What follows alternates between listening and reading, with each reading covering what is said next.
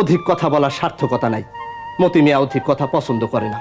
সম্প্রতি সামাজিক যোগাযোগ মাধ্যমে ৩৩ বছর আগের একটি ছবি শেয়ার করে স্মৃতিকাতর হয়েছেন বাংলাদেশের জনপ্রিয় নাট্যাভিনেতা ফারুক আহমেদ। ছবিতে দেখা যাচ্ছে তার স্ত্রী নাসরিন এবং তিনি কক্সবাজার সমুদ্র সৈকতে দাঁড়িয়ে ছবি তুলেছেন। সেই ছবির ক্যাপশনে ফারুক লিখেছেন, আবার ৩৩ বছর আগের ছবি খুঁজে পেলাম, বিয়ের পর হানিমুন কক্সবাজারে। স্মৃতিকাতর হয়ে তিনি আরো যোগ করে লেখেন, তখন কে জানতো আমি আর নাসরিন হুমায়ুন আহমেদের আজ রবিবার নাটকে মতি আর ফুলি হব। জীবন এত ছোট কেন?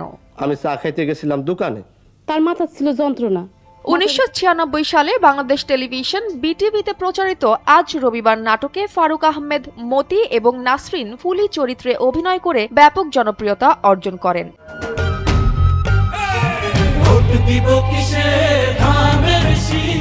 পর্দার সেই রসায়ন যা বাস্তব জীবনের দম্পতির সম্পর্ক থেকে উঠে এসেছিল তা আজও দর্শকের জন্য বিস্ময়কর।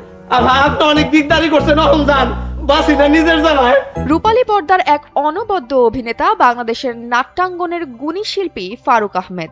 ৮০-র দশক থেকে শুরু করে আজ অবধি তিনি অসংখ্য কালজয়ী নাটক, স্মরণীয় চরিত্র এবং অনবদ্য অভিনয় দিয়ে দর্শকের হৃদয় জয় করেছেন। তার সরল বাচনভঙ্গি, প্রাণোজ্জ্বল ভাষা এবং চরিত্রের বাস্তবধর্মী ফুটিয়ে তোলার ক্ষমতা তাকে আলাদা মাত্রা দিয়েছে। জীবন এবং সময়ের দ্রুত বয়ে যাওয়া নিয়েই ফারুক আহমেদ এই স্মৃতিকাতরতা শেয়ার করেছেন। একটি সরল ছবি, একটি ছোট মুহূর্ত, তবুও ৩৩ বছরের পথ রূপালী পর্দার গৌরব এবং ব্যক্তিগত জীবনের আবেগকে একসাথে তুলে এনেছে। কাঁসার থালা নয় তেঁতুল দিয়া মাজলে যেমন সৌন্দর্য হয়, তোমারও তেমন সৌন্দর্য।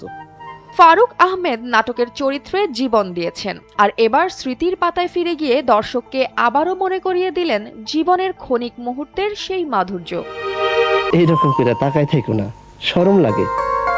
জয়া হাসান, এনপিবি। মুখের উপরে চাকরি ছাইরা দিয়া ফুলির হাত ধইরা বাইর হয়ে যাব।